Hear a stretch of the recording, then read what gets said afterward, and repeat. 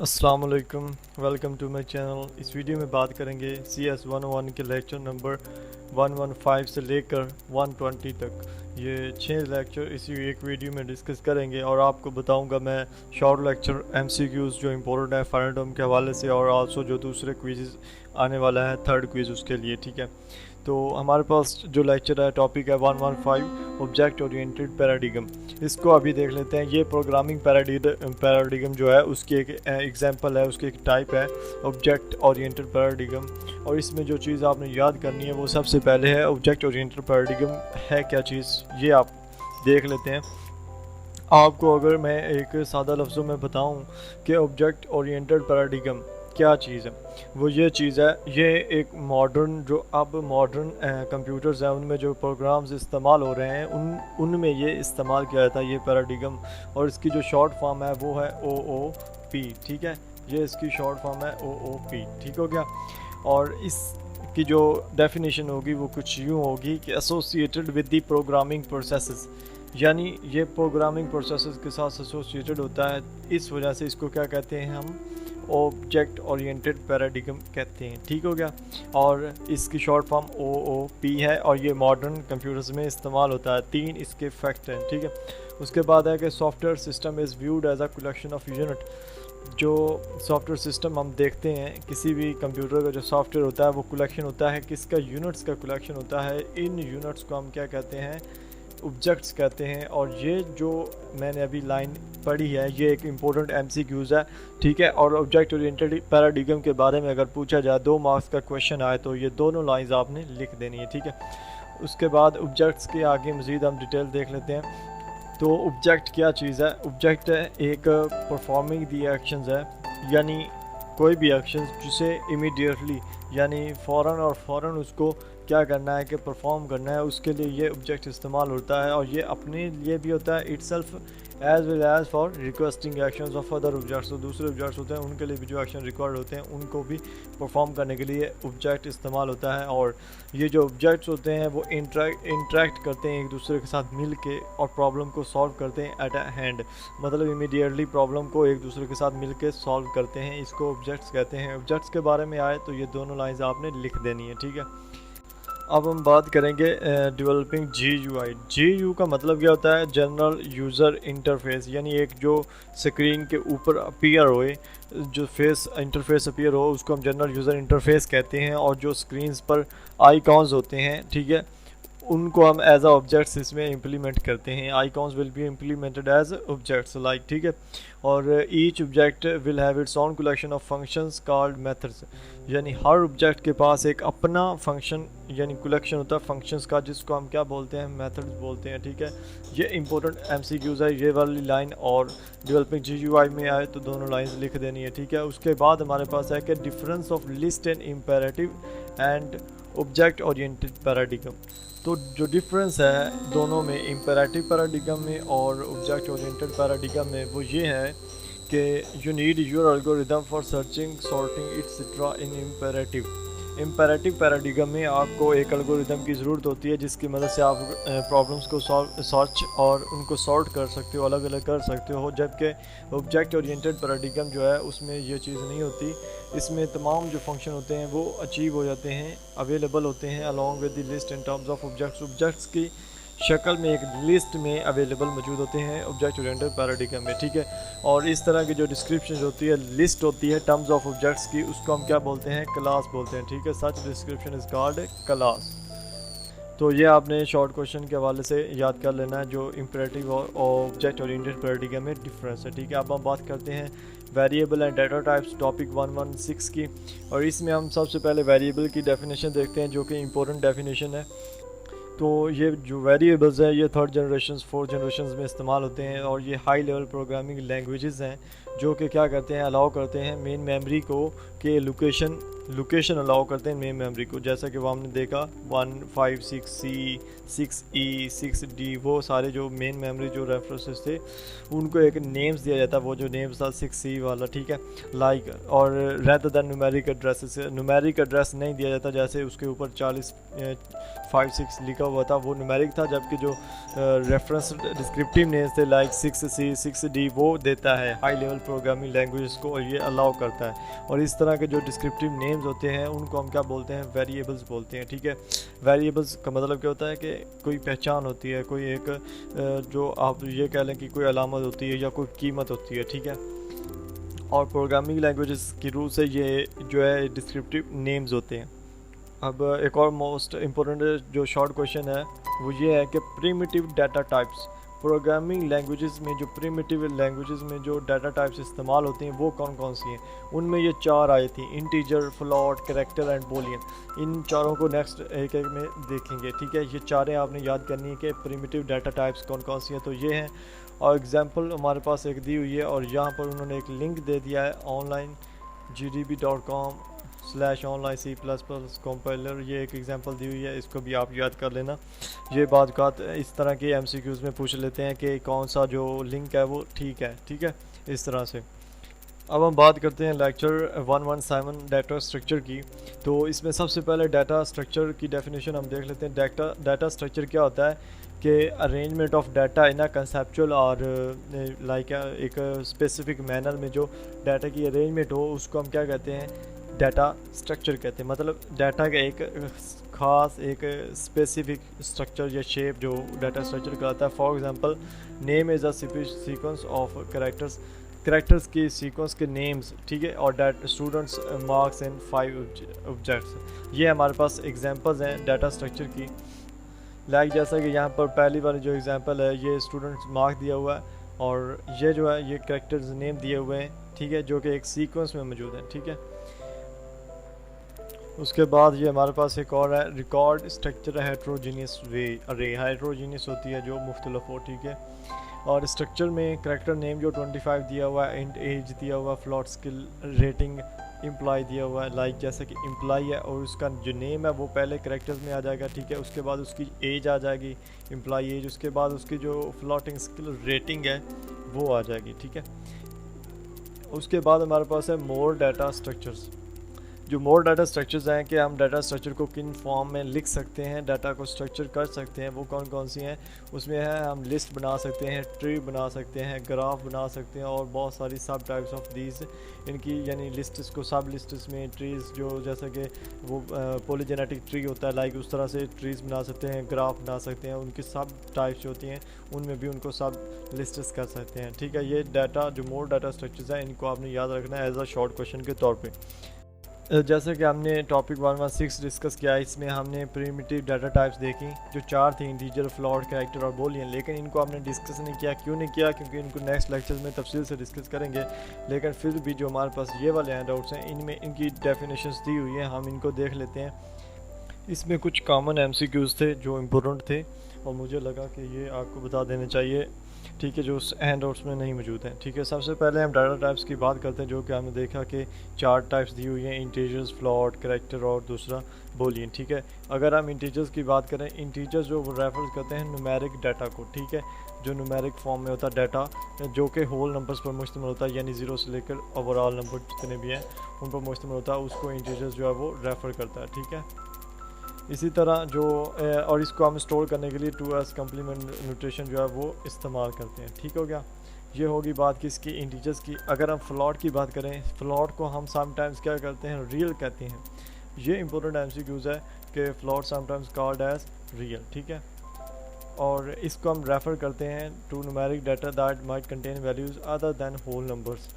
इसमें भी numeric values ही होती हैं, लेकिन होती कौन सी है, होल नंबर से हट के होती हैं, ठीक है, होल नंबर से नहीं होती। और ये भी फ्लोटिंग पॉइंट नोटेशन में इस्तेमाल होता है, ठीक है। इंटीजर्स 2s कम्प्लीमेंट में होता है और ये फ्लोटिंग पॉइंट नोटेशन में इस्तेमाल होता है, ठीक है। दोनों में डिफरेंस देख लिया। इंटीजर्स में न्यूमेरिक डाटा इस्तेमाल होता है एज अ होल नंबर, और 2s कम्प्लीमेंट नोटेशन में इस्तेमाल होता है, स्टोर किया जाता है। फ्लोटिंग को रियल कहते हैं और इसमें न्यूमेरिक डाटा इस्तेमाल होता है जो कि अदर दैन होल नंबर्स होता है, और इसको हम फ्लोटिंग पॉइंट नोटेशन में स्टोर करते हैं। उसके बाद जो ये दिए हुए हैं in weight limit in height width into width limit is equal to 100, ये आपने एक दफ़ा पढ़ लेना, रीड कर लेना, ठीक है। उसके बाद है कि जो अदर कॉमन डाटा टाइप्स हैं जिसमें कैरेक्टर और बूलियन इंक्लूड हैं। जो कैरेक्टर होता है, कैरेक्टर रेफर करता है data consisting of symbols probably stored using ASCII Unicode. अच्छा, आपको मैं बता दूं जो 4 यहाँ पर डाटा टाइप्स हैं उनमें चारों में 2 डिफरेंस है। एक ये कि वो किस चीज़ को रेफ़र कर रहा है, यानी उसको दिखाने के लिए कौन सी चीज़ इस्तेमाल हो रही है, न्यूमेरिक डाटा इस्तेमाल हो रहा है, न्यूमेरिक सिंबल्स इस्तेमाल हो रहे हैं या कुछ और सिंबल्स इस्तेमाल हो रहे हैं। और दूसरा ये कि उसको किस चीज़ में स्टोर किया जाता है, ठीक है। ऊपर आपने दोनों चीज़ें पढ़ी। अब इसमें जो करैक्टर्स है, करैक्टर्स को हम जो किस से ज़ाहिर करते हैं, सिंबल से ज़ाहिर करते हैं, ठीक है। और इसको हम स्टोर किस में करते हैं, ASCII यूनिकोड में, ठीक है। ये इंपॉर्टेंट है, MCQs हैं दोनों इन चारों में, ठीक है, इन चारों में। और जो करैक्टर हमारे पास वो किन लैंग्वेजेस में इस्तेमाल होता है, वो हमारे पास C++, C# और जावा में इस्तेमाल होता है वेरिएबल्स को डिक्लेयर करने के लिए, ठीक है। और जो लेटर और डिजिट होते हैं ये भी टाइप ऑफ करैक्टर कौन कौन से हैं, लेटर और डिजिट, ये टाइप ऑफ करैक्टर हैं। अब हम बात करें फोर्थ जो डाटा टाइप है, यह है बूलियन, और ये रेफ़र करता है डाटा आइटम्स को जो कि वैल्यूज़ बनाती हों, या ट्रू हो या फॉल्स हो, ठीक है। जो हमारे पास बूलियन ऑपरेटर्स कौन कौन से हैं, वो वाले जो एंड और नॉट वगैरह जो वो सारे हैं, वो वैल्यूज़ को ट्रू या फॉल्स कंसिडर करते हैं, और यही आइटम्स को डाटा आइटम्स को मेक करने के लिए, टेक करने के लिए ये इस्तेमाल होता है। Operations on data of type boolean include inquiries as to whether the current value is true or false, ठीक है। ये इसलिए इस्तेमाल होता है कि जो करंट वैल्यू है वो ट्रू है या फॉल्स है, बस इतना ज़ाहिर करने के लिए ये इस्तेमाल किया जाता है, ठीक है। यहाँ पर एग्जांपल दी हुई है, एक हमारे पास स्टेटमेंट दी हुई है कि लिमिट एक्सीड, अगर लिमिट एक्सीड कर जाए तो, अगर ना करे तो क्या रीज़न होगा इसका। तो ये एक एग्जांपल दी हुई है बूलियन ऑपरेटर्स की, जो कि ट्रू और फॉल्स या यस और नो में जो इसका आंसर मिल जाता है हमें। और जो डाटा टाइप्स इंक्लूड हैं प्रिमिटिव्स में, इन प्रोग्रामिंग लैंग्वेज में प्रिमिटिव्स में इस्तेमाल होती हैं, जैसा कि हमारे पास है int for integer, CHAR for character और कॉल्ड प्रिमिटिव डाटा टाइप्स। एक तो हमारे पास डाटा टाइप्स हैं, दूसरी हमारे पास प्रिमिटिव डाटा टाइप्स हैं। तो दोनों में डिफरेंस क्या है, दोनों में डिफरेंस ये है कि डाटा टाइप्स में हम फुल फॉर्म इस्तेमाल कर रहे हैं, जबकि प्रिमिटिव में शॉर्ट फॉर्म इस्तेमाल कर रहे हैं, ठीक है। ये याद रखना है आपने, ठीक है। और इसमें हमारे पास इंटीजर, फ्लोट, कैरेक्टर, बूलियन और कॉमन प्रिमिटिव्स आ जाते हैं। ये वही सेम बात होती है, लेकिन इसमें जो मेन चीज़ याद करने की वो ये है कि INT for integer, CHAR for character, ठीक है। इस तरह की चीज़ों को याद करना है आपने एज ए MCQs के तौर पर। और दूसरे जो जैसे कि GIF है, GPEG है, HTML है, might soon become as common as integer and float, और ये यानी एज कॉमन हो जाएंगे जैसे कि इंटीजर और फ्लॉट नाउ डेज़ हैं, कॉमन है, उसी तरह की ये भी जो टाइप्स हैं ये भी जल्द ही कॉमन हो जाएंगी।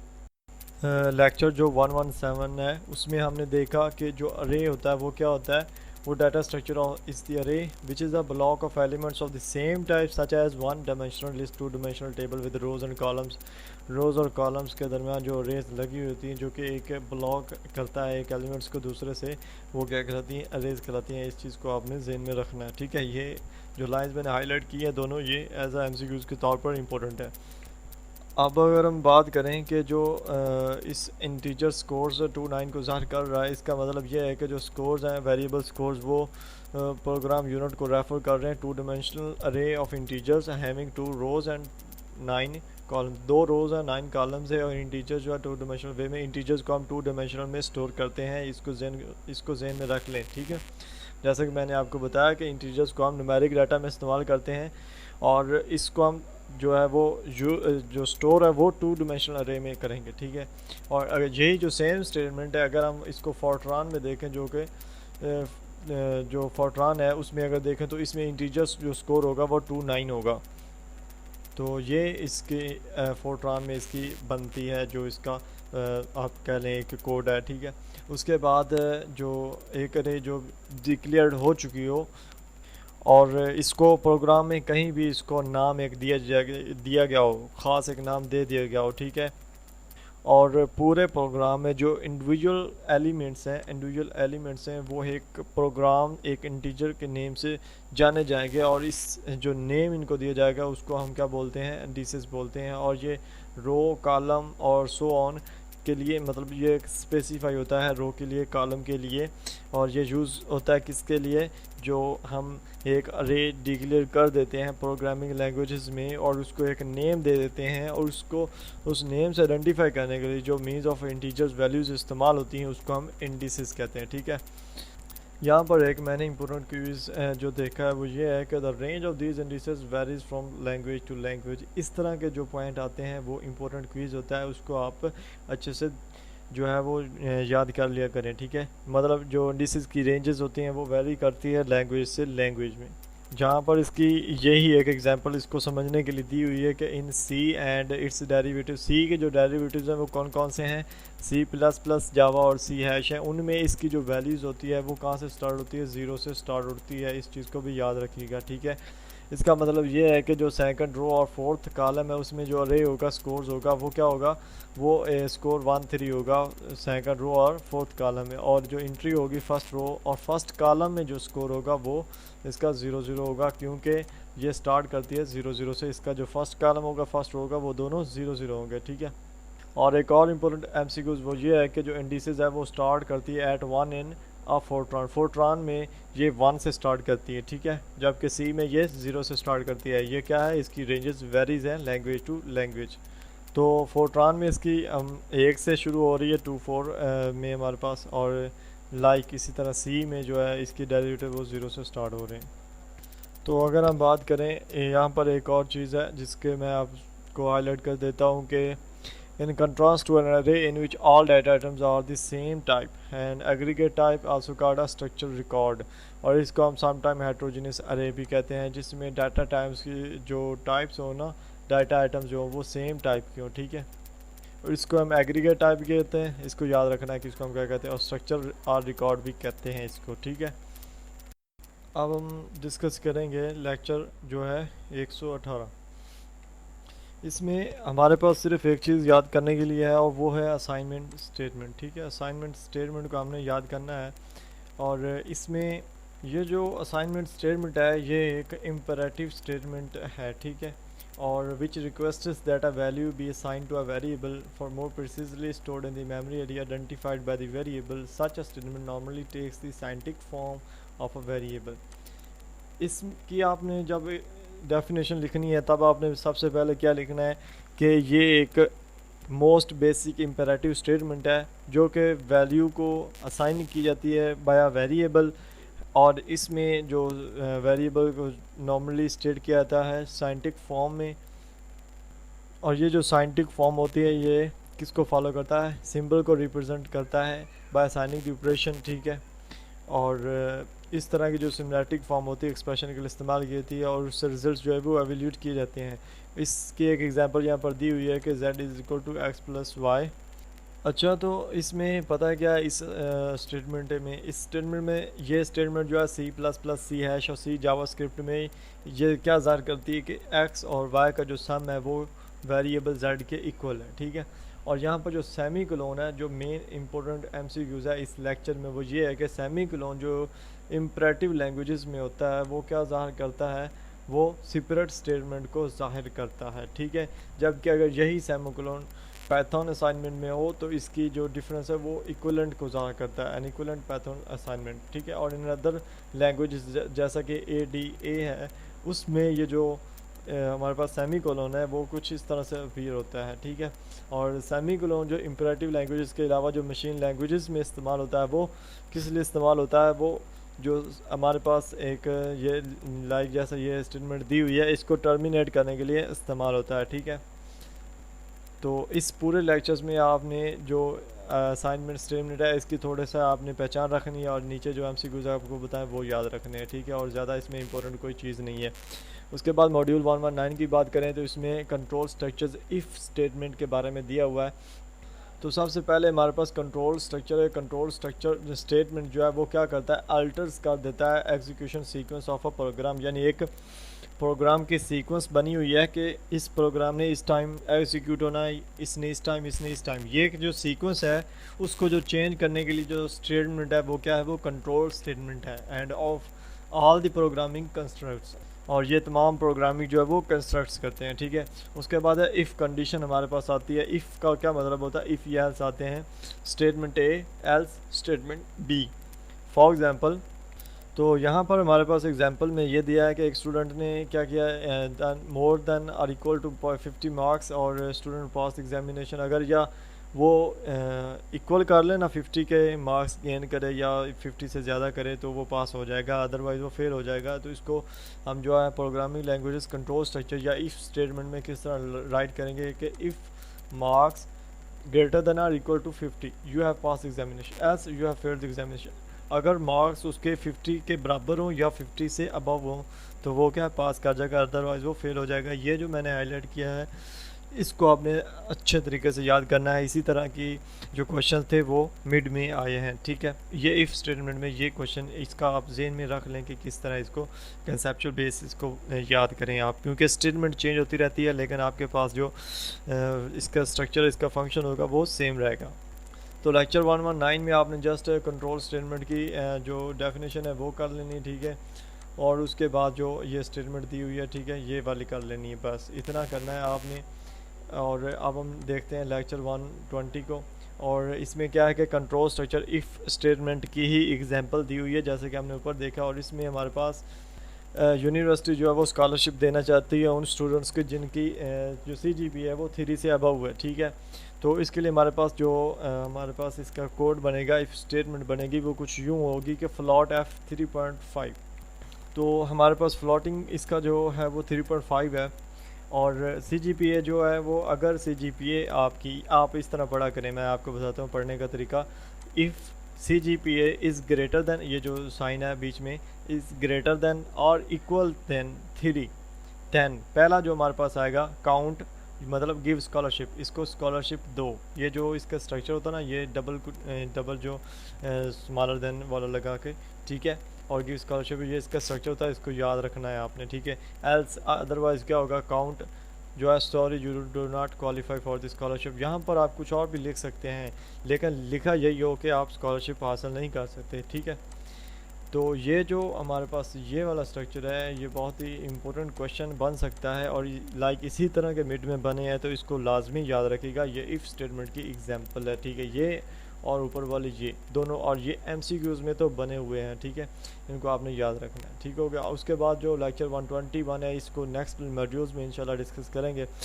और आई होप आपको वीडियो अच्छी लगी होगी। अगर वीडियो अच्छी लगी है तो लाइक कर दें और चैनल को सब्सक्राइब कर दें ताकि आने वाली वीडियोस भी आपको मिलती रहें। मिलेंगे इंशाल्लाह नेक्स्ट वीडियो में, तब तक अपना ख्याल रखिएगा। अल्लाह हाफिज़।